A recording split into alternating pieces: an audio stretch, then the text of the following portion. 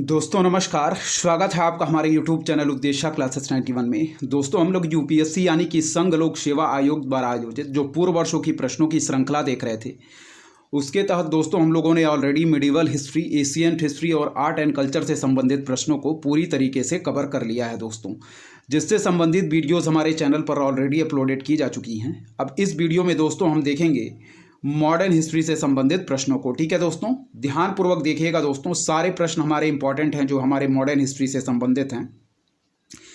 UPSC में दोस्तों प्रश्न नहीं, लेकिन दोस्तों फैक्ट जरूर रिपीट कर जाते हैं, इसलिए ध्यानपूर्वक सारे प्रश्नों को जो हम लोग हल करते चलें उसको आप लोग ध्यानपूर्वक देखते चलिएगा। ठीक है दोस्तों, तो चलिए स्टार्ट करते हैं दोस्तों, देखते हैं हमारे मॉडर्न हिस्ट्री के तहत कौन कौन से प्रश्न पूछे गए हैं। ठीक है दोस्तों, चलिए स्टार्ट करते हैं। यहाँ देखें, कह रहा दोस्तों गांधी जी के आगमन के पूर्व राष्ट्रीय आंदोलन से संबंधित यहाँ प्रश्न दिए गए हैं।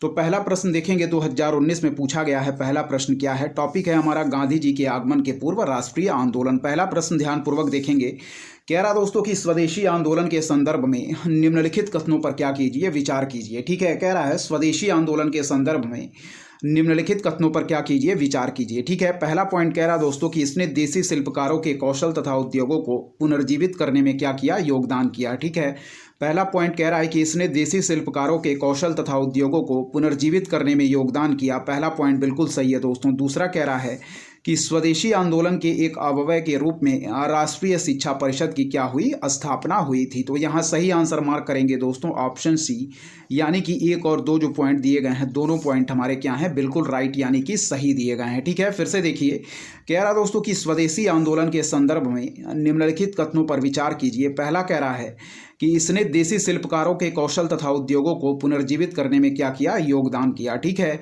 और दूसरा कह रहा है कि स्वदेशी आंदोलन के एक अवयव के रूप में राष्ट्रीय शिक्षा परिषद की स्थापना हुई थी। तो दोनों पॉइंट हमारा सही है, 1 और 2 दोनों। याद रखिए दोस्तों, स्वदेशी आंदोलन हमारा बंगाल विभाजन के विरोध में स्टार्ट किया गया था, स्वदेशी आंदोलन। ठीक है, इस पॉइंट को याद रखिएगा, इंपॉर्टेंट है। हमारा ऑप्शन सी 1 और 2 दोनों हमारे राइट आंसर होंगे। ठीक है दोस्तों, चलिए अब बढ़ेंगे दोस्तों, इस टॉपिक से संबंधित 2016 में प्रश्न पूछे गए थे। ठीक है, यहां देखेंगे, ऊपर देखिए क्या दिया गया है, यहां देखिए, चलिए देखिए दोस्तों यहाँ पे क्या कह रहा है।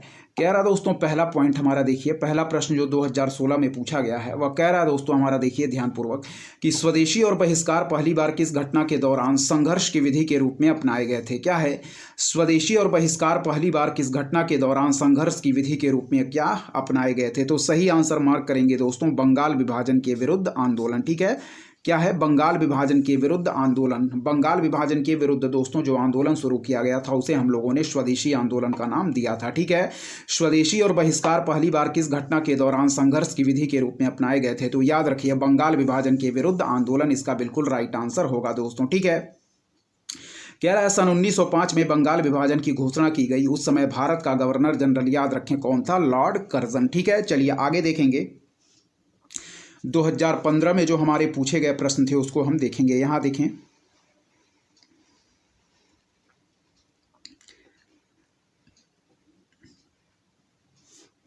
ठीक है दोस्तों, चलिए यहां देखिए 2015 में पूछा गया प्रश्न है। कह रहा है दोस्तों हमारा देखेंगे यहां पे ध्यानपूर्वक, कह रहा है कि निम्नलिखित में से किस आंदोलन के कारण भारतीय राष्ट्रीय कांग्रेस का विभाजन हुआ, जिसके परिणाम स्वरूप नरम दल और गरम दल का क्या हुआ दोस्तों, उद्भव हुआ। ठीक है, फिर देखें, कह रहा है निम्नलिखित में से किस आंदोलन के कारण भारतीय कांग्रेस का विभाजन हुआ, जिसके परिणाम स्वरूप नरम दल और गरम दल का क्या हुआ दोस्तों, उद्भव हुआ। तो सही आंसर मार्क करेंगे दोस्तों स्वदेशी आंदोलन, जो कि कब हुआ था दोस्तों, 1905 में। ठीक है, बंगाल विभाजन के बाद हम लोगों ने स्वदेशी आंदोलन स्टार्ट किया गया था, और स्वदेशी आंदोलन या बंगाल विभाजन के दौरान दोस्तों जो गवर्नर जनरल थे वह थे लॉर्ड कर्जन 1905 में। ठीक है, इस पॉइंट को याद रखिएगा। फिर से देखिए कि निम्नलिखित में से किस आंदोलन के कारण भारतीय कांग्रेस का विभाजन हुआ, जिसके परिणाम स्वरूप नरम दल और गरम दल का उद्भव हुआ। तो याद रखिए ऑप्शन ए स्वदेशी आंदोलन दोस्तों इसका बिल्कुल राइट आंसर होगा दोस्तों। भारत छोड़ो आंदोलन हुआ था दोस्तों हमारा कब हुआ दोस्तों, 1942 में। सविनय अवज्ञा आंदोलन हुआ दोस्तों 1930 में, और असहयोग आंदोलन हुआ दोस्तों हमारा 1920 में। इस पॉइंट को भी याद रखिएगा। ठीक है, स्वदेशी आंदोलन कब हुआ दोस्तों, 1905 में। इस पॉइंट को याद रखिएगा। बढ़ेंगे दोस्तों आगे के प्रश्नों की तरफ। ठीक है, देखते रहिए, सारे पॉइंट इंपॉर्टेंट है दोस्तों। फैक्ट हमारी यूपीएससी की परीक्षाओं में दोस्तों रिपीट कर जाते हैं, इसलिए सारे प्रश्नों को आप लोग ध्यानपूर्वक देखते चलिए। चलिए बढ़ेंगे आगे के प्रश्नों की तरफ। चलिए दोस्तों देखें, अब 2014 में जो पूछे गए प्रश्न है उसको देखेंगे। ठीक है, चलिए देखिए क्या कह रहा है। प्रश्न कह रहा है दोस्तों कि वर्ष 1905 में लॉर्ड कर्जन द्वारा किया गया बंगाल का विभाजन कब तक बना रहा। क्या है, वर्ष 1905 में लॉर्ड कर्जन द्वारा किया गया बंगाल का विभाजन कब तक बना रहा। तो सही आंसर मार्क करेंगे दोस्तों ऑप्शन बी, यानी कि सम्राट जॉर्ज पंचम द्वारा दिल्ली में वर्ष 1911 के शाही दरबार में कर्जन के अधिनियम को निराकृत किए जाने तक। ठीक है, फिर से देखें कि वर्ष 1905 में लॉर्ड कर्जन द्वारा किया गया बंगाल का विभाजन कब तक बना रहा। तो याद रखें दोस्तों, सम्राट जॉर्ज पंचम द्वारा दिल्ली में वर्ष 1911 के शाही दरबार में कर्जन के अधिनियम को निराकृत किए जाने तक। ठीक है, फिर से देखिए कि वर्ष 1905 में लॉर्ड कर्जन द्वारा किया गया बंगाल का विभाजन कब तक बना रहा। तो याद रखिए दोस्तों ऑप्शन बी हम बिल्कुल राइट आंसर मार्क करेंगे कि सम्राट जॉर्ज पंचम द्वारा दिल्ली में वर्ष 1911 के शाही दरबार में कर्जन के अधिनियम को निराकृत किए जाने तक। याद रखिएगा, इंपॉर्टेंट है, ऑप्शन बी हमारा बिल्कुल राइट आंसर होगा। 2014 में जो दूसरा प्रश्न पूछा गया था उसे यहाँ आप लोग देखें, ऊपर दिया गया है दोस्तों, ध्यानपूर्वक देखिए यहाँ पे। ठीक है, चलिए देखिए यहाँ क्या कह रहा है। चलिए कह रहा दोस्तों हमारा कि महारानी विक्टोरिया की उद्घोषणा यानी कि 1858 का उद्देश्य क्या था। क्या है, कह रहा है महारानी विक्टोरिया की उद्घोषणा 1858 का उद्देश्य क्या था। तो पहला पॉइंट कह रहा दोस्तों कि भारतीय राज्यों को ब्रिटिश साम्राज्य में मिलाने के किसी भी विचार का परित्याग करना। क्या है, भारतीय राज्यों को ब्रिटिश साम्राज्य में मिलाने के किसी भी विचार का परित्याग करना, बिल्कुल सही है। दूसरा कह रहा है कि भारतीय प्रशासन को ब्रिटिश क्राउन के अंतर्गत क्या रखना, यह भी हमारा सही है। कह रहा है भारत के साथ ईस्ट इंडिया कंपनी के व्यापार का नियमन करना। तो यह पॉइंट दोस्तों हमारा गलत दिया गया है। ठीक है, यहाँ कह रहा दोस्तों हमारा कि महारानी विक्टोरिया की उद्घोषणा यानी कि 1858 का उद्देश्य क्या था। तो पहला पॉइंट कह रहा है कि भारतीय राज्यों को ब्रिटिश साम्राज्य में मिलाने के किसी भी विचार का परित्याग करना। ठीक है, दूसरा पॉइंट कह रहा दोस्तों कि भारतीय प्रशासन को ब्रिटिश क्राउन के अंतर्गत रखना, बिल्कुल सही है दोस्तों। तीसरा कह रहा है कि भारत के साथ ईस्ट इंडिया कंपनी के व्यापार का नियमन करना। तो तीसरा पॉइंट हमारा गलत है, पहला और दूसरे पॉइंट हमारे दोस्तों सही दिए गए हैं। ठीक है, पहला पॉइंट कह रहा है कि भारतीय राज्यों को ब्रिटिश साम्राज्य में मिलाने के किसी भी विचार का परित्याग करना, बिल्कुल सही है।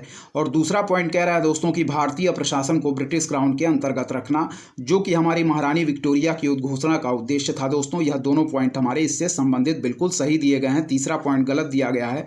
और सही आंसर दोस्तों हम मार्क करेंगे ऑप्शन ए, यानी कि केवल 1 और 2 हमारा बिल्कुल राइट आंसर होगा दोस्तों। ठीक है, बढ़ेंगे दोस्तों हम तीसरे नंबर प्रश्न की तरफ। यहाँ देखिए क्या है। ठीक है, नीचे देखिए दोस्तों तीसरा नंबर प्रश्न क्या कह रहा है। यहाँ 2014 में पूछा गया तीसरा प्रश्न है। देखिए यहाँ कह रहा है दोस्तों कि गदर क्या था। क्या है दोस्तों, थर्ड हमारा कह रहा है कि गदर क्या था। तो सही आंसर मार्क करेंगे दोस्तों यहाँ पे ऑप्शन ए हम बिल्कुल राइट आंसर मार्क करेंगे कि भारतीयों का एक क्रांतिकारी संघ जिसका प्रधान दोस्तों कार्यालय कहाँ था, सैन फ्रांसिस्को। और सैन फ्रांसिस्को दोस्तों है हमारा संयुक्त राज्य अमेरिका में, इस पॉइंट को याद रखिएगा। ठीक है, गदर क्या था। तो कह रहा है दोस्तों कि भारतीयों का एक क्रांतिकारी संघ जिसका प्रधान दोस्तों कार्यालय सैन फ्रांसिस्को में था। और याद रखें कि सैन फ्रांसिस्को दोस्तों हमारा संयुक्त राज्य अमेरिका में था, इस पॉइंट को याद रखिएगा। ठीक है, 19वीं शताब्दी के अंत तक, यहाँ देखें 19वीं शताब्दी के अंत तक बहुत से भारतीय क्रांतिकारी अमेरिका तथा कनाडा में जाकर बस गए।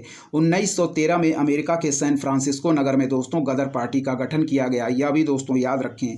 और इसके संस्थापक थे दोस्तों लाला हरदयाल, जबकि इस पार्टी के अध्यक्ष सोवन सिंह भाकना थे। क्या है, इसके संस्थापक थे लाला हरदयाल, जबकि इस पार्टी के अध्यक्ष थे सोवन सिंह भाकना, इस पॉइंट को याद रखिएगा दोस्तों। ठीक है, क्या है, इसके संस्थापक लाला हरदयाल जबकि इस पार्टी के अध्यक्ष सोवन सिंह भाकना थे। तो याद रखें दोस्तों गदर क्या था, भारतीयों का एक क्रांतिकारी संघ जिसका प्रधान कार्यालय दोस्तों कहाँ, सैन फ्रांसिस्को में था। ठीक है, चलिए 2013 में पूछे गए प्रश्नों की तरफ हम बढ़ेंगे दोस्तों। यहाँ देखिए ध्यानपूर्वक।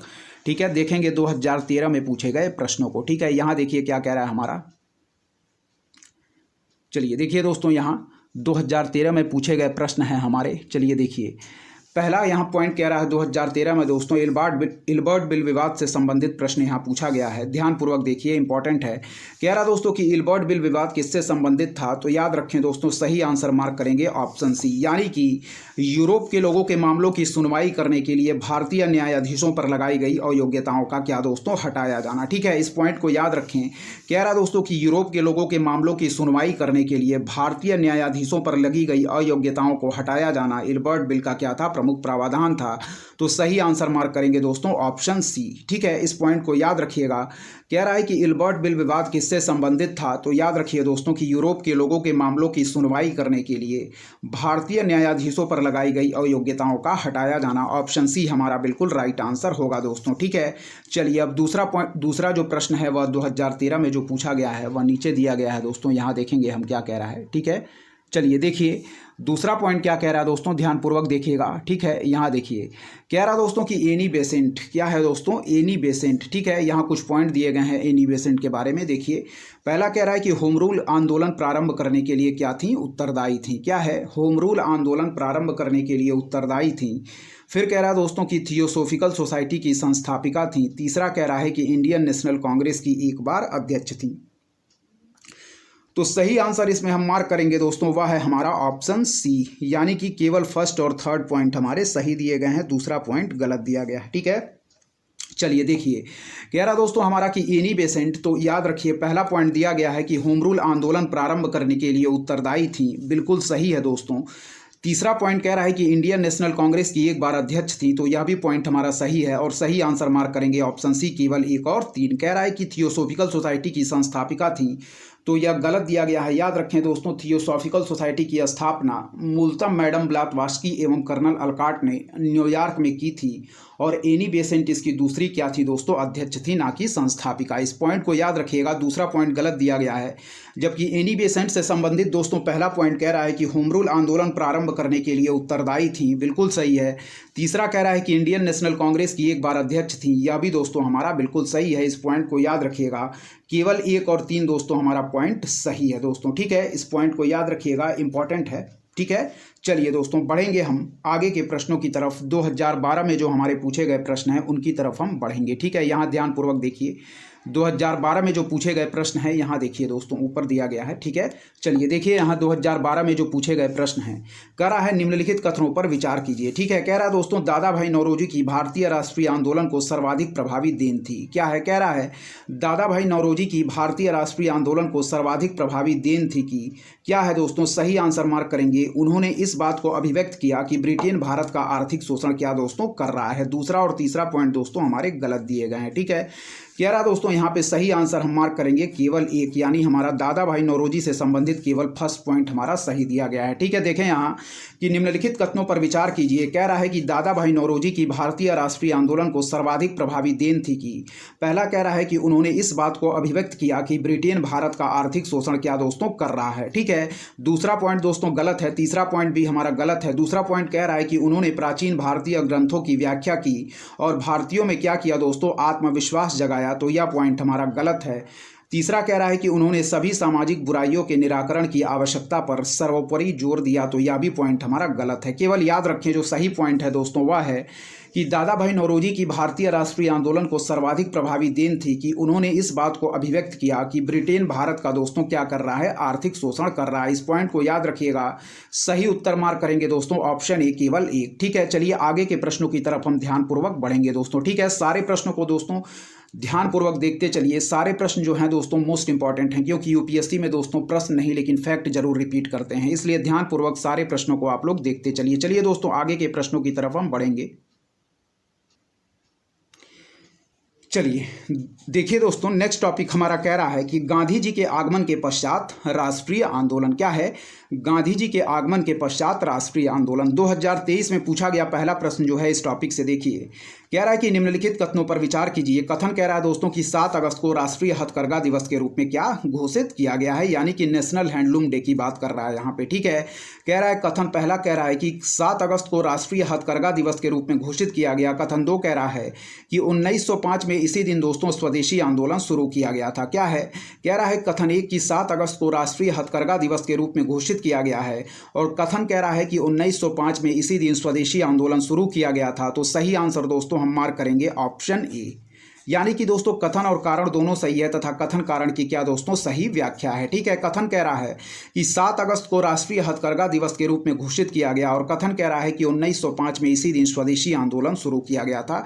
यह दोनों पॉइंट इंपॉर्टेंट है, याद रखिए। अलग अलग स्टेटमेंट बना के भी प्रश्न पूछे जा सकते हैं। ये है दोस्तों हमारा आंसर, कथन और कारण दोनों सही है, कथन कारण की दोस्तों सही व्याख्या है। ठीक है, चलिए दोस्तों 2023 में पूछे गए प्रश्न की तरफ अब हम बढ़ेंगे दोस्तों। हम दूसरे प्रश्न की तरफ जो हमारे क्या यहाँ देखिए, अब 2021 के प्रश्नों की तरफ हम बढ़ेंगे दोस्तों, ठीक है। यहाँ देखिए 2021 में जो प्रश्न पूछे गए हैं, ठीक है, उनकी तरफ अब हम बढ़ेंगे दोस्तों, ठीक है। चलिए देखिए, यहाँ नीचे देखिए,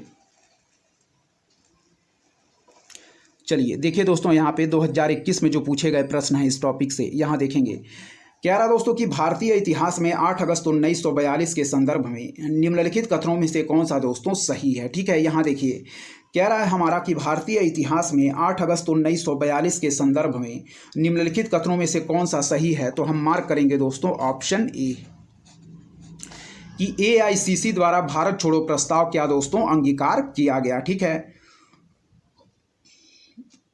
AICC दोस्तों क्या है यहाँ पे, ऑल इंडिया क्या है, AICC द्वारा, तो ऑल इंडिया यहाँ पे क्या है, all India Congress committee. AICC क्या है दोस्तों, ऑल इंडिया कांग्रेस कमेटी है, जिसके द्वारा भारत छोड़ो प्रस्ताव दोस्तों क्या है, हमारा प्रस्ताव अंगीकार किया गया। यह पॉइंट हमारा भारतीय इतिहास में 8 अगस्त 1942 के संदर्भ में बिल्कुल दोस्तों सही दिया गया है। ऑल इंडिया कांग्रेस कमेटी द्वारा भारत छोड़ो प्रस्ताव को अंगीकार किया गया। पहला पॉइंट हमारा जो दिया गया है कि भारतीय इतिहास में 8 अगस्त 1942 के संदर्भ में निम्नलिखित कथनों में से कौन सा सही है, तो याद रखें ऑप्शन ए कि ऑल इंडिया कांग्रेस कमेटी द्वारा दोस्तों भारत छोड़ो प्रस्ताव अंगीकार किया गया। बिल्कुल हमारा राइट आंसर मार्क करेंगे ऑप्शन ए, ठीक है। चलिए अब दूसरे नंबर प्रश्न की तरफ हम बढ़ेंगे दोस्तों। क्या पूछा गया है यहाँ देखिए, ठीक है। चलिए देखिए यहाँ पे,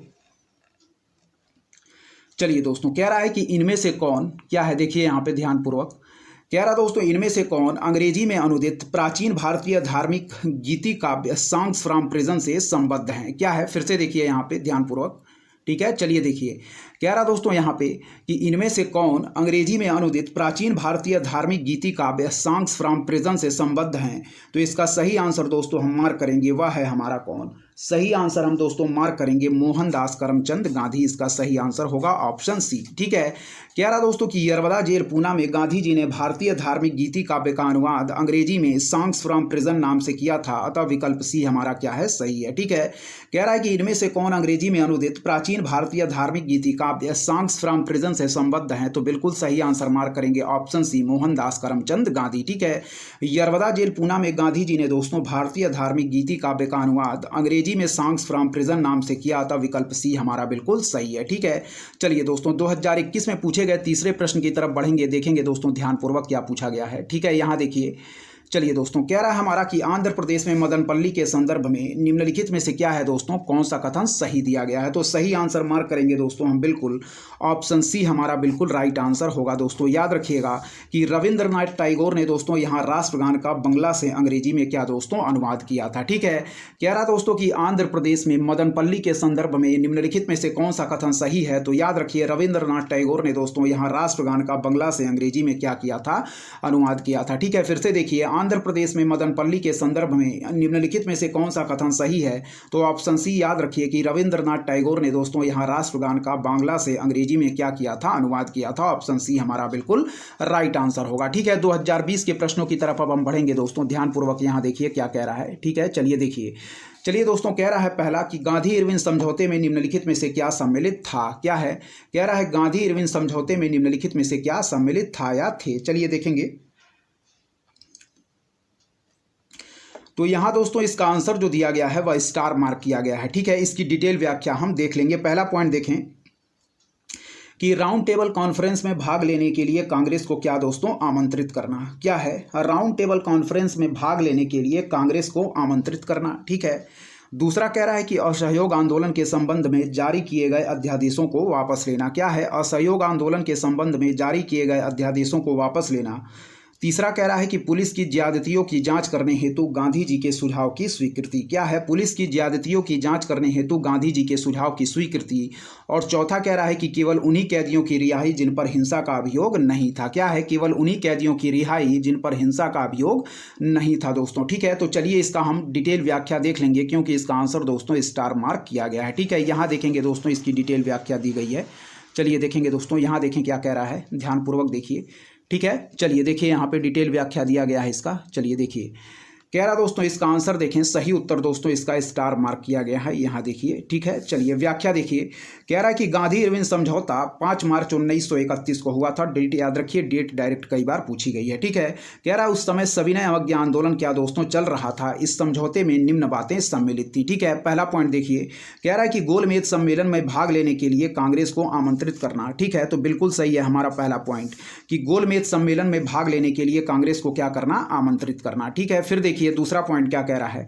कह रहा दोस्तों कि सविनय अवज्ञा आंदोलन के संबंध में जारी किए गए अध्यादेशों को क्या है, वापस लेना। ठीक है, कह रहा दोस्तों कि सविनय अवज्ञा आंदोलन के संबंध में जारी किए गए अध्यादेशों को वापस लेना। ठीक है, तो दूसरा पॉइंट हमारा कह रहा है। तीसरा पॉइंट देखिए कि केवल उन्हीं कैदियों की रिहाई की जानी थी जिन पर हिंसा का अभियोग नहीं था। ठीक है, पुलिस की ज्यादतियों की जांच करने हेतु जनता की जांच समिति बनाने की गांधी जी ने मांग की थी और इसका जिक्र समझौते में भी किया गया था, परंतु वायसराय लॉर्ड इरविन ने गांधी की इस मांग को अस्वीकार कर दिया था। ठीक है, फिर देखिए कह रहा है कि इस प्रश्न में संघ लोक सेवा आयोग द्वारा अंग्रेजी में सिविल डिसओबीडियंस, यहां देखें क्या कह रहा है। ठीक है, यहां देखिए कह रहा है कि इस प्रश्न में संघ लोक सेवा आयोग द्वारा अंग्रेजी में सिविल डिसओबीडियंस शब्द का प्रयोग किया गया था, जबकि इसका हिंदी अनुवाद असहयोग आंदोलन किया गया था, जो कि दोस्तों क्या है, त्रुटिपूर्ण है। ज्ञातव्य है कि संघ लोक सेवा आयोग ने इस प्रश्न को दोस्तों मूल्यांकन से बाहर कर दिया है, याद रखिए। ठीक है, तो चलिए दोस्तों हम पढ़ेंगे अपने अगले हमारा 2019 में जो पूछे गए प्रश्न हैं उनकी तरफ। ठीक है, हम लोगों ने व्याख्या देख लिया है दोस्तों, चलिए देखेंगे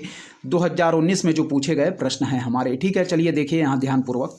कह रहा दोस्तों कि भारत में ब्रिटिश औपनिवेशिक शासन के संदर्भ में निम्नलिखित कथनों पर क्या कीजिए, विचार कीजिए। ठीक है, चलिए यहाँ देखिए कह रहा है भारत में ब्रिटिश औपनिवेशिक शासन के संदर्भ में निम्नलिखित कथनों पर विचार कीजिए। ठीक है, पहला पॉइंट कह रहा है कि महात्मा गांधी गिरमिटिया यानी कि इंडेंजर्ड लेबर प्रणाली के उन्मूलक में क्या थे दोस्तों, सहायक थे। ठीक है, कह रहा है कि महात्मा गांधी गिरमिटिया यानी कि इंडेंजर्ड लेबर प्रणाली के उन्मूलक में क्या थे दोस्तों, सहायक थे। ठीक है, फिर कह रहा दोस्तों हमारा कि लॉर्ड चेम्सफोर्ड की वार कॉन्फ्रेंस में महात्मा गांधी ने विश्व युद्ध के लिए भारतीयों की भर्ती से संबंधित प्रस्ताव का दोस्तों समर्थन नहीं किया था। ठीक है, तीसरा कह रहा है कि भारत के लोगों द्वारा नमक कानून तोड़े जाने के परिणाम स्वरूप औपनिवेशिक शासकों द्वारा भारतीय राष्ट्रीय कांग्रेस को दोस्तों अवैध घोषित कर दिया गया था। तो इसमें सही आंसर मार्क करेंगे दोस्तों, वह है हमारा ऑप्शन फर्स्ट और थर्ड हमारा सही दिया गया है, जबकि सेकंड हमारा दोस्तों गलत दिया गया है। ठीक है,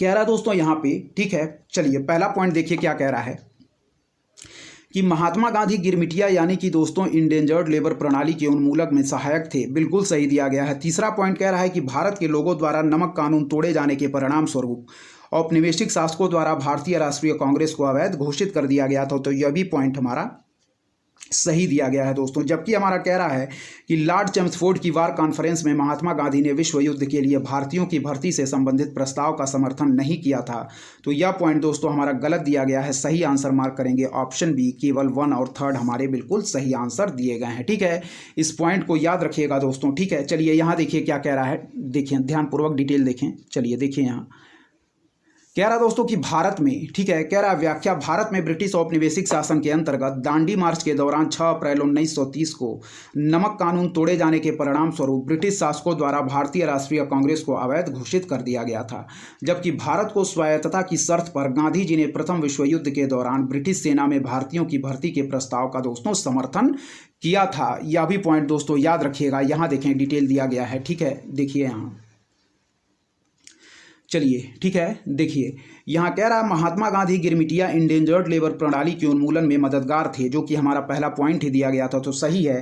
कह रहा है कि 1894 में गांधी जी ने दक्षिण अफ्रीका में नटाल इंडियन कांग्रेस की स्थापना की और रंग भेद की नीति के विरुद्ध आंदोलन भी शुरू किया। उन्होंने प्रयासों व आंदोलन के कारण ही दक्षिणी अफ्रीकी सरकार द्वारा सन 1914 में अधिकांश रंग भेद कानूनों को रद्द कर दिया गया। अतः विकल्प बी हमारा क्या है दोस्तों, सही उत्तर है, जो कि हमारा पहला और तीसरा पॉइंट था, बिल्कुल सही दिया गया है दोस्तों। ठीक है, यहाँ पे देख लीजिए एक बार और पहला और तीसरा पॉइंट क्या कह रहा था। कह रहा था दोस्तों कि महात्मा गांधी गिरमिटिया प्रणाली के उन्मूलन में सहायक थे, बिल्कुल सही है। तीसरा कह रहा था कि भारत के लोगों द्वारा नमक कानून तोड़े जाने के परिणाम स्वरूप औपनिवेशिक शासकों द्वारा भारतीय राष्ट्रीय कांग्रेस को अवैध घोषित कर दिया गया था, तो पहला और तीसरा पॉइंट सही है, हम सही आंसर मार्क करेंगे ऑप्शन बी। ठीक है, चलिए अब देखेंगे दोस्तों हम 2017 में जो पूछे गए प्रश्न हैं इस टॉपिक से। यहाँ देखिए कह रहा दोस्तों हमारा कि भारतीय स्वतंत्रता संघर्ष के संबंध में निम्नलिखित घटनाओं पर क्या कीजिए दोस्तों, विचार कीजिए। ठीक है, कह रहा है भारतीय स्वतंत्रता संघर्ष के संबंध में निम्नलिखित घटनाओं पर विचार कीजिए। पहला कह रहा है दोस्तों रॉयल इंडियन नेवी में गदर, दूसरा कह रहा है भारत छोड़ो आंदोलन का प्रारंभ, तीसरा कह रहा है दोस्तों द्वितीय गोलमेज सम्मेलन। ठीक है, तो इसका सही आंसर मार्क करेंगे दोस्तों हमारा रॉयल इंडियन नेवी में गदर कब हुआ था, तो याद रखिए दोस्तों रॉयल इंडियन नेवी में गदर 1946 में, भारत छोड़ो आंदोलन का प्रारंभ 1942 में और द्वितीय गोलमेज सम्मेलन हुआ था 1931 में। तो सही आंसर मार्क करेंगे दोस्तों, सबसे पहले हो जाएगा हमारा द्वितीय गोलमेज सम्मेलन, फिर हो जाएगा भारत छोड़ो आंदोलन का प्रारंभ और फिर हो जाएगा रॉयल इंडियन नेवी में गदर। तो सही आंसर मार्क करेंगे 3-2-1, इस पॉइंट को याद रखिएगा। द्वितीय गोलमेज सम्मेलन हमारा हुआ दोस्तों कब, 1931 में, भारत छोड़ो आंदोलन का प्रारंभ 1942 में और इंडियन नेवी में गदर हुआ दोस्तों 1946 में। तो सही आंसर मार्क करेंगे ऑप्शन सी 3-2-1 हमारा बिल्कुल राइट आंसर होगा। द्वितीय गोलमेज सम्मेलन, भारत छोड़ो आंदोलन का प्रारंभ, रॉयल इंडियन नेवी में गदर, 3-2-1 हमारा बिल्कुल सही आंसर होगा। द्वितीय गोलमेज सम्मेलन 1931 में, भारत छोड़ो आंदोलन का प्रारंभ 1942 में, रॉयल इंडियन नेवी में गदर दोस्तों हुआ कब हमारा 1946 में। और सही आंसर मार्क करेंगे ऑप्शन सी, यानी कि 3-2-1 हमारा बिल्कुल सही सीरीज होगी दोस्तों। चलिए बढ़ेंगे आगे के प्रश्न जो हमारे 2017 में पूछे गए थे उसको देखेंगे यहाँ क्या कह रहा है। चलिए देखिए दोस्तों, कह रहा है हमारा 1927 की बटलर कमेटी का उद्देश्य क्या था। क्या है, कह रहा दोस्तों हमारा दूसरा प्रश्न की 1927 की बटलर कमेटी का उद्देश्य क्या था। तो याद रखिए दोस्तों भारत सरकार एवं देसी रियासतों के बीच क्या दोस्तों संबंध सुधारना। ऑप्शन डी हमारा बिल्कुल राइट आंसर होगा कि भारत सरकार एवं देसी रियासतों के बीच संबंध सुधारने के लिए दोस्तों गठित की गई थी हमारी क्या है सर हरकोट बटलर की अध्यक्षता में बटलर समिति। इस पॉइंट को याद रखिएगा। ऑप्शन जो दूसरा प्रश्न वो कह रहा था कि 1927 की बटलर कमेटी का उद्देश्य क्या था, तो याद रखिए दोस्तों भारत सरकार एवं देसी रियासतों के बीच संबंध को सुधारना। ठीक है, इस पॉइंट को याद रखिएगा। फैक्ट दोस्तों डायरेक्ट हमारे यूपीएससी की परीक्षाओं में रिपीट करते हैं। और दोस्तों यदि आपको हमारा कंटेंट पसंद आ रहा है तो हमारे चैनल उद्देश्य क्लासेस 91 को जरूर सब्सक्राइब करें, लाइक करें दोस्तों, अपने दोस्तों के बीच शेयर भी करें और ऐसे ही दोस्तों लगातार पढ़ते रहें। हमारे चैनल की तरफ से अच्छा कंटेंट प्रोवाइड करने की आपको पूरी कोशिश की जाएगी दोस्तों। ठीक है, तो चलिए दोस्तों आगे के प्रश्नों की तरफ हम ध्यानपूर्वक बढ़ेंगे। सारे प्रश्नों को आप लोग ध्यानपूर्वक देखते चलिए क्योंकि दोस्तों यूपीएससी की परीक्षा में फैक्ट दोस्तों रिपीट करते हैं। ठीक है, चलिए दोस्तों आगे के प्रश्नों की तरफ हम बढ़ेंगे। ठीक है, ध्यानपूर्वक देखते रहें। चलिए देखिए दोस्तों यहाँ 2015 में जो पूछे गए प्रश्न हैं, ठीक है, ध्यानपूर्वक देखिएगा। चलिए देखेंगे। पहला कह रहा है दोस्तों कि रॉलेट सत्याग्रह के संदर्भ में निम्नलिखित में से कौन से कथन हमारे सही हैं। ठीक है, पहला पॉइंट कह रहा है कि रॉलेट अधिनियम सेडिशन कमेटी की सिफारिश पर क्या था दोस्तों आधारित था। क्या है, और रॉलेट अधिनियम दोस्तों सेडिशन कमेटी की सिफारिश पर आधारित था। फिर कह रहा है दोस्तों कि रॉलेट सत्याग्रह में गांधी जी ने होम रूल लीग का उपयोग करने का प्रयास किया। ठीक है, तीसरा कह रहा है कि साइमन कमीशन के आगमन के विरुद्ध हुए प्रदर्शन और रॉलेट सत्याग्रह के साथ साथ हुए। ठीक है, तो इसमें सही आंसर मार्क करेंगे ऑप्शन बी, यानी कि केवल पहला और दूसरा पॉइंट हमारा सही दिया गया है, तीसरा पॉइंट दोस्तों हमारा गलत दिया गया है। ठीक है, चलिए देखिए कह रहा है रॉलेट सत्याग्रह के संदर्भ में निम्नलिखित में से कौन से कथन सही हैं। तो पहला पॉइंट कह रहा है दोस्तों कि रॉलेट अधिनियम सेडिशन कमेटी की सिफारिश पर आधारित था। क्या है, रॉलेट अधिनियम हमारा सेडिशन कमेटी की सिफारिश पर आधारित था, बिल्कुल सही है। दूसरा कह रहा है कि रॉलेट सत्याग्रह में गांधी जी ने होम रूल लीग का उपयोग करने का प्रयास किया, तो यह भी पॉइंट हमारा सही है दोस्तों।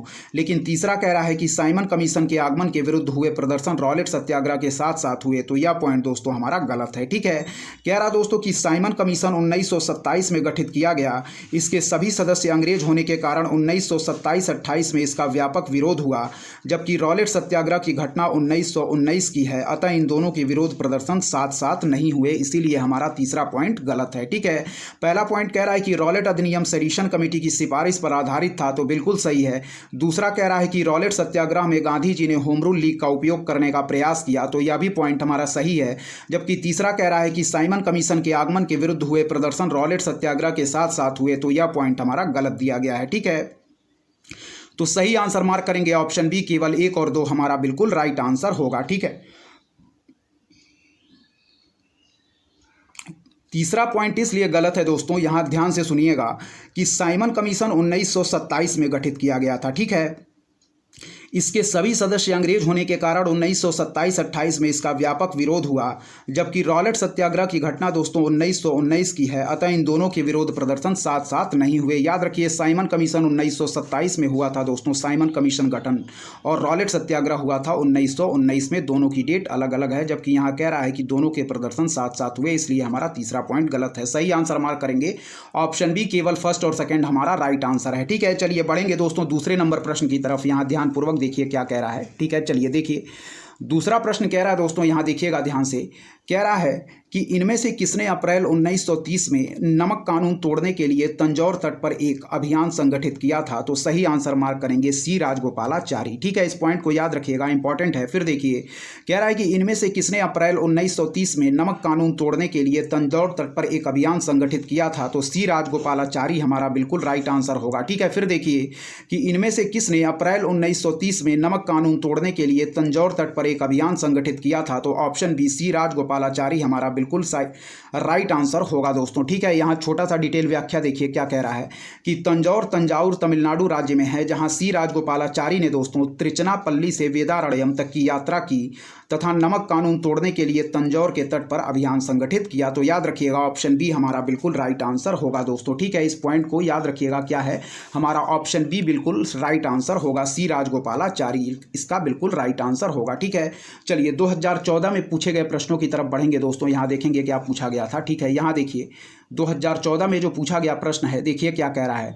कह रहा दोस्तों कि स्वतंत्रता आंदोलन के इतिहास में भारतीय राष्ट्रीय कांग्रेस का 1929 का अधिवेशन इसलिए महत्वपूर्ण है क्योंकि इस अधिवेशन में, फिर देखिए, स्वतंत्रता आंदोलन के इतिहास में भारतीय राष्ट्रीय कांग्रेस का 1929 का अधिवेशन इसलिए महत्वपूर्ण है क्योंकि इस अधिवेशन में दोस्तों सही आंसर होगा हमारा ऑप्शन बी, कांग्रेस के लक्ष्य के तौर पर पूर्ण स्वराज प्राप्ति को स्वीकृत किया गया। ठीक है, फिर देखिए कि स्वतंत्रता आंदोलन के इतिहास में भारतीय राष्ट्रीय कांग्रेस का 1929 का अधिवेशन इसलिए महत्वपूर्ण है क्योंकि इस अधिवेशन में दोस्तों ऑप्शन बी, कांग्रेस के लक्ष्य के तौर पर पूर्ण स्वराज प्राप्ति को स्वीकृत किया गया। ठीक है, ऑप्शन बी हमारा राइट आंसर। एक बार और देखें, स्वतंत्रता आंदोलन के इतिहास में भारतीय राष्ट्रीय कांग्रेस का 1929 का अधिवेशन इसलिए महत्वपूर्ण है क्योंकि इस अधिवेशन में ऑप्शन बी, कांग्रेस के लक्ष्य के तौर पर पूर्ण स्वराज प्राप्ति को स्वीकृत किया गया। याद रखिएगा, बढ़ेंगे दोस्तों 2013 के प्रश्नों की तरफ। ऑप्शन बी हमारा बिल्कुल राइट आंसर होगा। ठीक है, यहाँ देखिए 2013 में पूछा गया प्रश्न क्या कह रहा है दोस्तों। कह रहा है कि साइमन कमीशन के आने के विरुद्ध भारतीय जन आंदोलन क्यों हुआ। ठीक है, चलिए देखिए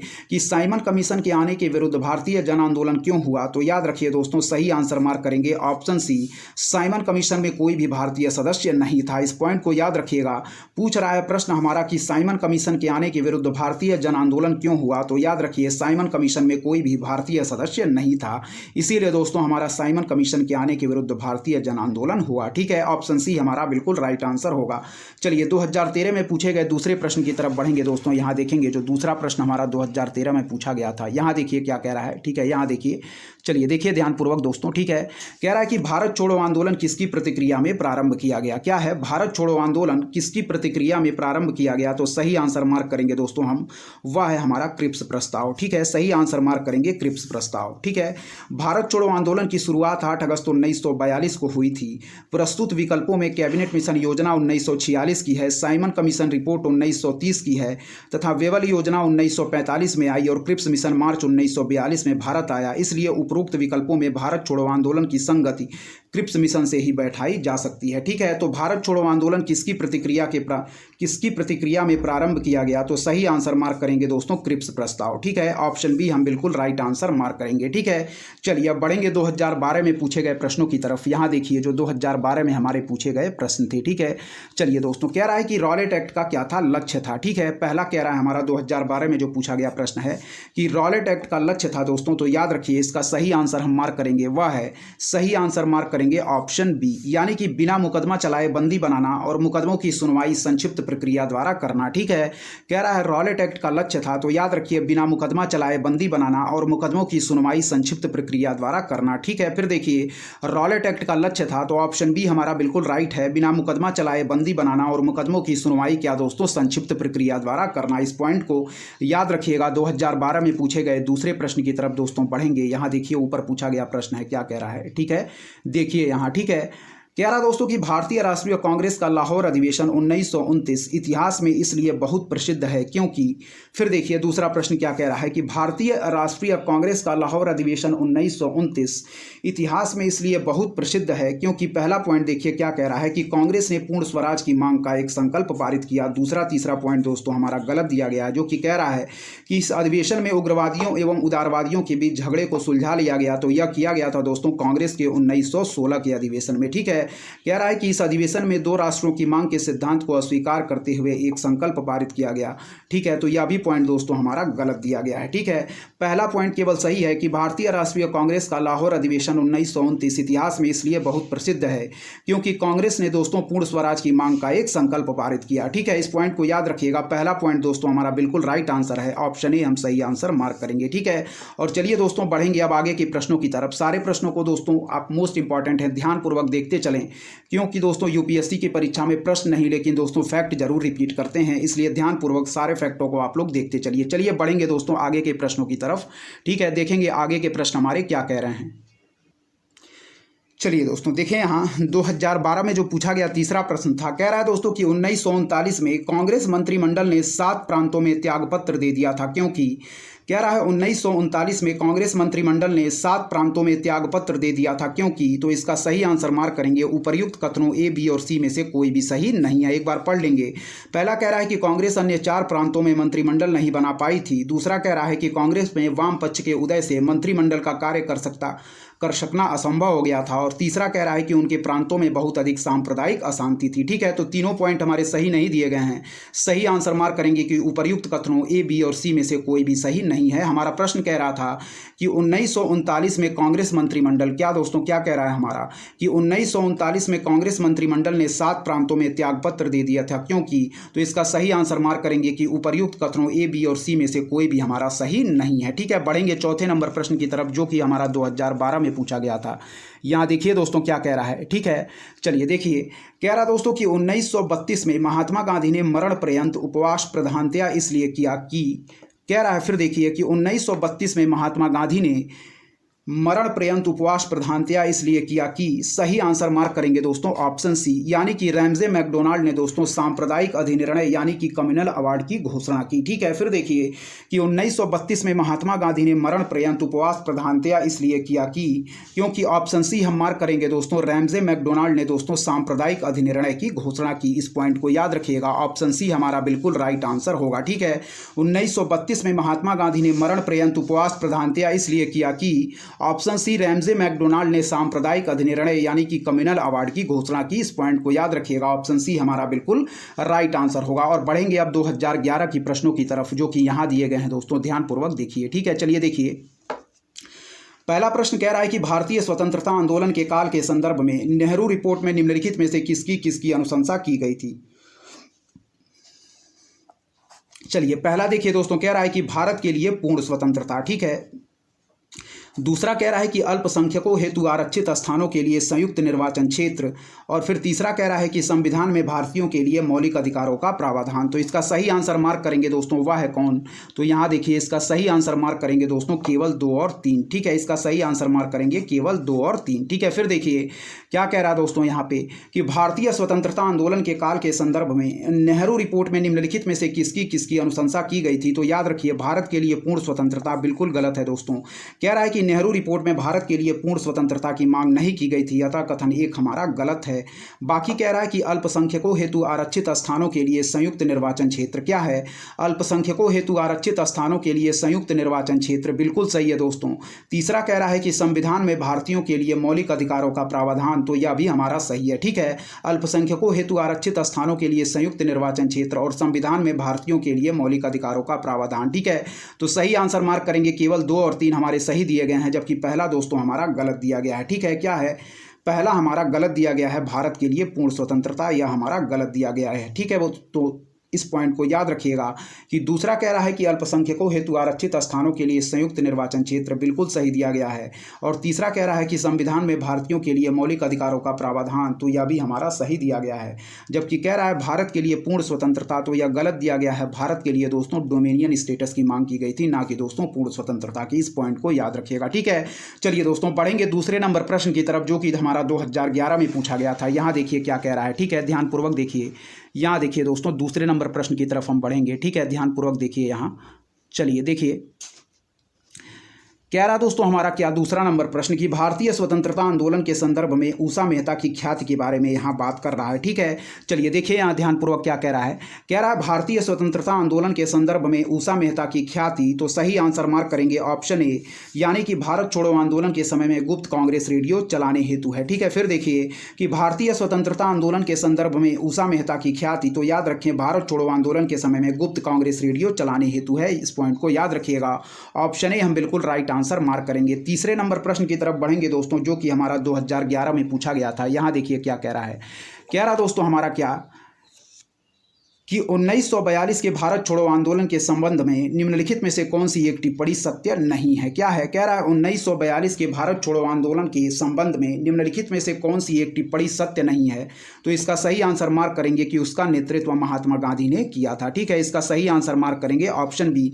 बाकी के जो हमारे पॉइंट दिए गए हैं कि यह आंदोलन अहिंसक था, यह आंदोलन स्वतः प्रवर्तित था, इसके सामान्य श्रमिक वर्ग को आकर्षित नहीं किया था, यह पॉइंट दोस्तों हमारे क्या है, सत्य हैं। जबकि हमारा ऑप्शन बी कह रहा है कि 1942 के भारत छोड़ो आंदोलन के संबंध में निम्नलिखित में से कौन सी एक टिप्पणी सत्य नहीं है। तो याद रखें ऑप्शन बी, उसका नेतृत्व महात्मा गांधी ने किया था, यह हमारा क्या है, टिप्पणी सत्य नहीं है, ठीक है। चलिए बढ़ेंगे दोस्तों चौथे नंबर प्रश्न की तरफ। यहाँ देखिए क्या कह रहा है, ठीक है। यहाँ देखिए चौथे नंबर प्रश्न की तरफ बढ़ेंगे। देखिए चौथा नंबर प्रश्न क्या कह रहा है दोस्तों, यहाँ देखें। कह रहा है कि खेड़ा के किसानों के पक्ष में महात्मा गांधी के सत्याग्रह संगठित करने का क्या कारण था, ठीक है। फिर से देखिए चौथा कह रहा है कि खेड़ा के किसानों के पक्ष में महात्मा गांधी के सत्याग्रह संगठित करने का क्या कारण था। तो सही आंसर केवल एक मार्क करेंगे दोस्तों कि अकाल पड़ने के बावजूद प्रशासन ने भू राजस्व की उगाही स्थगित नहीं की थी। जबकि दूसरा पॉइंट दोस्तों हमारा गलत दिया गया है। तो सही आंसर दोस्तों मार्क करेंगे ऑप्शन ए, केवल एक, ठीक है। फिर देखिए कि खेड़ा के किसानों के पक्ष में महात्मा गांधी के सत्याग्रह संगठित करने का क्या कारण था। तो याद रखिए अकाल पड़ने के बावजूद प्रशासन ने दोस्तों भू राजस्व की उगाही स्थगित नहीं की थी। दूसरा पॉइंट कह रहा है कि प्रशासन का यह प्रस्ताव था कि गुजरात में अस्थायी बंदोबस्त लागू कर दिया जाए। तो यह पॉइंट हमारा गलत दिया गया है। जबकि पहला पॉइंट कह रहा है कि खेड़ा के किसानों के पक्ष में महात्मा गांधी के सत्याग्रह संगठित करने का क्या कारण था। तो याद रखें पहला पॉइंट कि अकाल पड़ने के बावजूद प्रशासन ने भू राजस्व की उगाही स्थगित नहीं की थी, ठीक है। जबकि दूसरा कह रहा है कि प्रशासन का यह प्रस्ताव था कि गुजरात में अस्थायी बंदोबस्त लागू कर दिया जाए। तो यह पॉइंट हमारा गलत है। पहला पॉइंट दोस्तों बिल्कुल सही दिया गया है, ठीक है। चलिए आगे के प्रश्नों की तरफ हम बढ़ेंगे दोस्तों, देखेंगे हमारे आगे के प्रश्न ध्यानपूर्वक क्या कह रहे हैं। सारे प्रश्नों को आप लोग ध्यानपूर्वक देखते चलिए, क्योंकि दोस्तों यूपीएससी की परीक्षा में दोस्तों क्या होता है, हमारा फैक्ट हूबहू दोस्तों रिपीट करता है, ठीक है। चलिए बढ़ेंगे दोस्तों आगे के प्रश्नों की तरफ।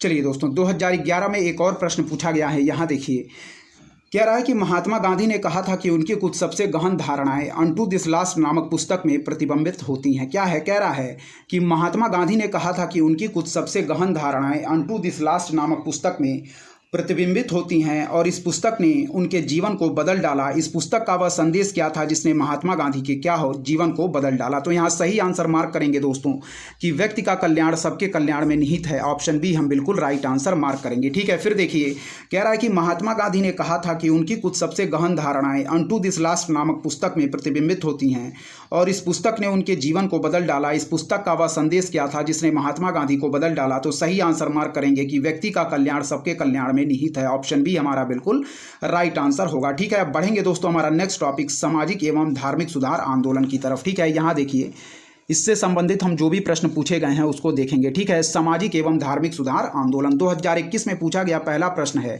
कि इनमें से कौन सेक्रेटरी के रूप में हिंदू फीमेल स्कूल से संबद्ध थे जो बाद में बैथ्यून फीमेल स्कूल के नाम से जाना जाने लगा। तो सही आंसर मार्क करेंगे ईश्वर चंद विद्यासागर। ऑप्शन सी हमारा बिल्कुल राइट आंसर होगा। फिर से देखिए कि इनमें से कौन सेक्रेटरी के रूप में हिंदू फीमेल स्कूल से संबद्ध थे जो बाद में बैथ्यून फीमेल स्कूल के नाम से जाना जाने लगा। तो ईश्वर चंद विद्यासागर इसका बिल्कुल राइट आंसर ऑप्शन सी हम मार्क करेंगे, ठीक है। फिर देखिए कि इनमें से कौन सेक्रेटरी के रूप में हिंदू फीमेल स्कूल से संबद्ध थे जो बाद में दोस्तों बैथ्यून फीमेल स्कूल के नाम से जाना जाने लगा। तो ईश्वर चंद विद्यासागर दोस्तों हम बिल्कुल राइट आंसर मार्क करेंगे। और बढ़ेंगे 2020 में जो हमारे सामाजिक धार्मिक सुधार आंदोलन से पूछे गए प्रश्न हैं उनकी तरफ, ठीक है, यहाँ देखिए क्या कह रहा है दोस्तों, प्रश्न हमारा 2020 में पूछा गया प्रश्न है। ठीक है, देखिए कह रहा है दोस्तों, भारतीय इतिहास के संदर्भ में 1884 का रखमाबाई मुकदमा किस पर केंद्रित था। ठीक है, पहला देखिए क्या कह रहा है, कह रहा है भारतीय इतिहास के संदर्भ में 1884 का रखमाबाई मुकदमा किस पर केंद्रित था। तो सही आंसर मार्क करेंगे ऑप्शन बी, केवल 2 और 3 हमारा सही आंसर होगा। यानी कि दोस्तों हमारा क्या, सहमत की आयु, दूसरा पॉइंट हमारा सही है। और तीसरा कह रहा है कि दाम्पत्य अधिकारों का क्या है, प्रत्यास्थापन। ठीक है, जबकि पहला पॉइंट दोस्तों हमारा गलत दिया गया है। ठीक है, इस पॉइंट को याद रखिएगा। कह रहा है कि महिलाओं को शिक्षा के अधिकार दिलाने से संबंधित प्रयासों में रखमाबाई की प्रत्यक्ष भूमिका नहीं रही है, अतः कथन एक हमारा सच या सही नहीं है। इस प्रकार उपर्युक्त विकल्प हमारा क्या होगा, सही उत्तर केवल बी होगा। ठीक है, कह रहा है कि महिलाओं का शिक्षा पाने का अधिकार, तो कह रहा है कि महिलाओं को शिक्षा के अधिकार दिलाने से संबंधित प्रयासों में रखमाबाई की प्रत्यक्ष भूमिका नहीं रही है, जबकि दोस्तों सहमत की आयु हमारा बिल्कुल सही है और दाम्पत्य अधिकारों का प्रत्यास्थापन यह भी हमारा सही है। तो सही आंसर मार्क करेंगे सेकंड और थर्ड, ऑप्शन बी हमारा बिल्कुल राइट आंसर होगा। 2019 में पूछे गए प्रश्नों की तरफ बढ़ेंगे जो कि हमारे सामाजिक एवं धार्मिक सुधार आंदोलन से संबंधित है। ठीक है, यहाँ देखिए क्या कह रहा है दोस्तों। ठीक है, देखिएगा, कह रहा है कि निम्नलिखित युग्मों पर विचार कीजिए, आंदोलन, संगठन और उनके नायक या लीडर। ठीक है, कह रहा है कि अखिल भारतीय अस्पृश्यता विरोधी लीग, बिल्कुल सही दिया गया है दोस्तों। महात्मा गांधी हमारे संबंधित थे अखिल भारतीय अस्पृश्यता विरोधी लीग से। ठीक है, दूसरा कह रहा है दोस्तों कि अखिल भारतीय किसान सभा, स्वामी सहजानंद सरस्वती, यह भी हमारा सही दिया गया है। और तीसरा कह रहा है कि आत्मसम्मान आंदोलन, ईवी रामास्वामी नाइकर, तो यह भी हमारा बिल्कुल सही दिया गया है।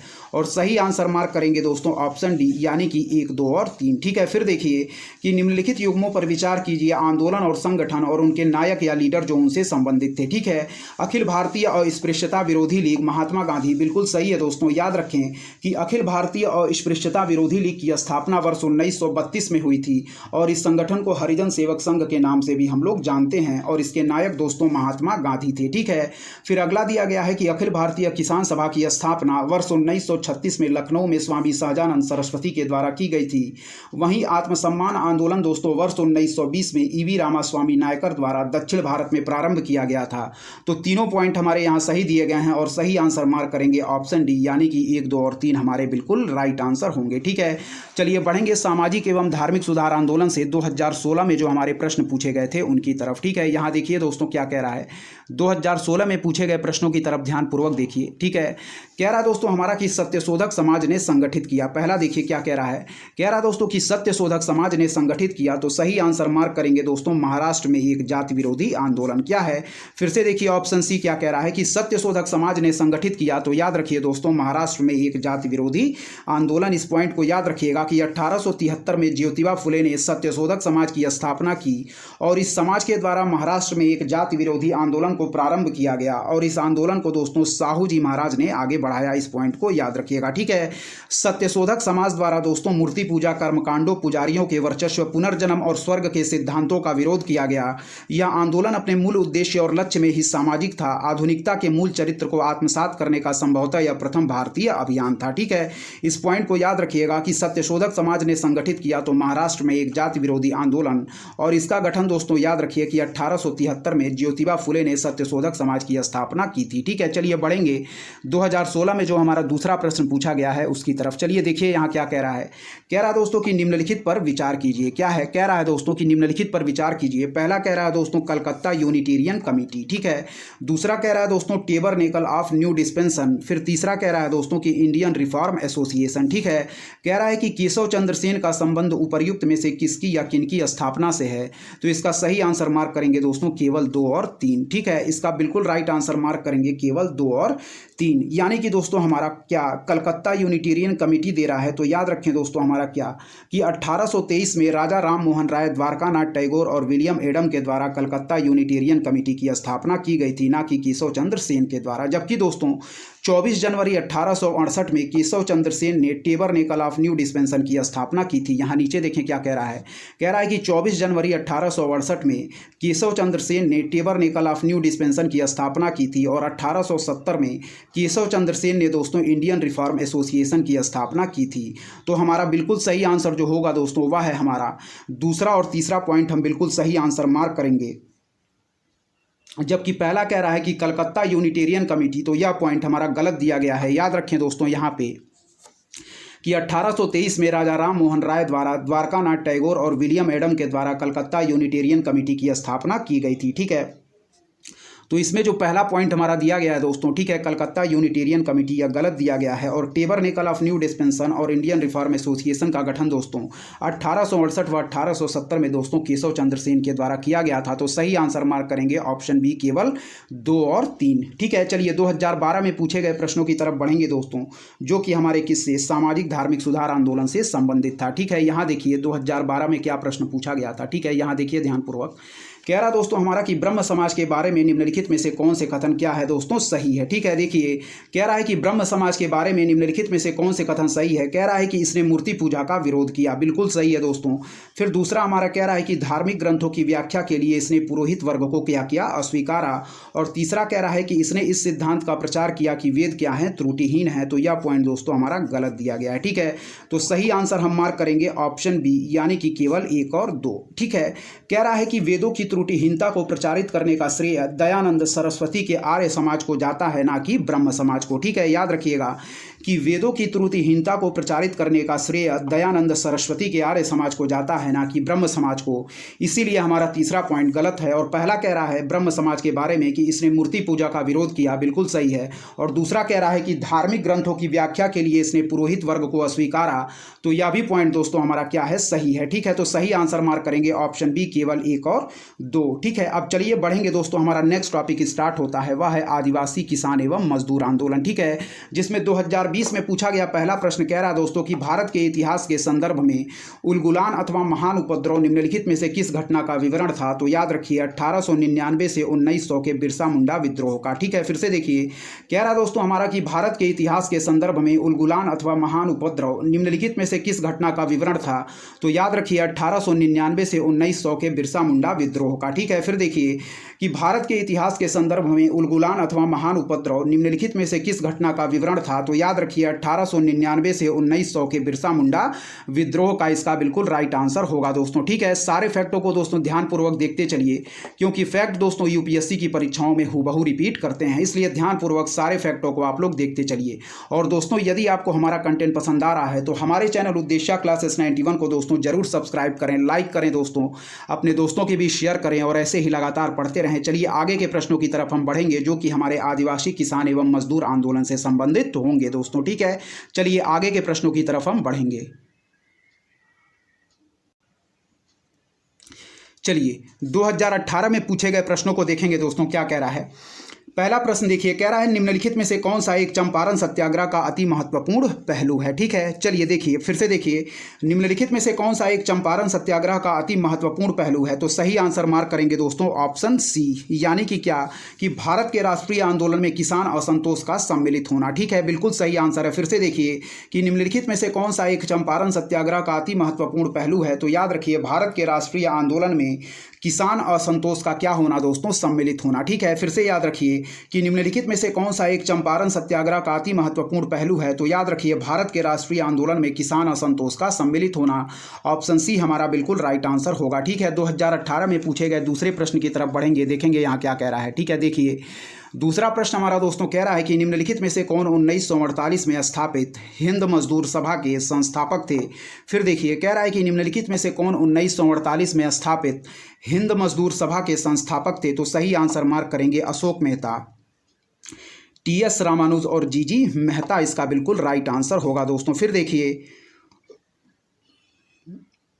कि निम्नलिखित में से कौन 1948 में स्थापित हिंद मजदूर सभा के संस्थापक थे। तो याद रखिए अशोक मेहता, टीएस रामानुज और जीजी मेहता इसका बिल्कुल राइट आंसर होगा। ठीक है, फिर देखिए निम्नलिखित में से कौन 1948 में स्थापित हिंद मजदूर सभा के संस्थापक थे। तो याद रखिए अशोक मेहता, टीएस रामानुज और जीजी मेहता इसका बिल्कुल राइट आंसर हम मार्क करेंगे। ठीक है, चलिए तीसरे नंबर प्रश्न की तरफ, जो कि हमारा 2018 में पूछा गया था, उसकी तरफ बढ़ेंगे दोस्तों, देखेंगे यहाँ क्या कह रहा है। ठीक है, यहाँ देखिए ऊपर ध्यानपूर्वक देखिए क्या कह रहा है दोस्तों। ठीक है, चलिए देखिए यहाँ देखिए कह रहा दोस्तों कि संताल विद्रोह के शांत हो जाने के बाद औपनिवेशिक शासन द्वारा कौन कौन से उपाय किया गए या किए गए। तो पहला पॉइंट कह रहा है कि संथाल परगना नामक राज्य क्षेत्रों का सृजन किया गया, बिल्कुल सही है। फिर कह रहा है दोस्तों कि किसी संथाल का गैर संथाल को भूमि अंतरण करना क्या किया गया दोस्तों, गैर कानूनी कर दिया गया। ठीक है, तो यह भी पॉइंट दोस्तों हमारा सही दिया गया है। सही आंसर बिल्कुल मार्क करेंगे दोस्तों ऑप्शन सी, यानी कि 1 और 2 दोनों। ठीक है, फिर से देखिए कि संथाल विद्रोह के शांत हो जाने के बाद औपनिवेशिक शासन द्वारा कौन कौन से उपाय किए गए।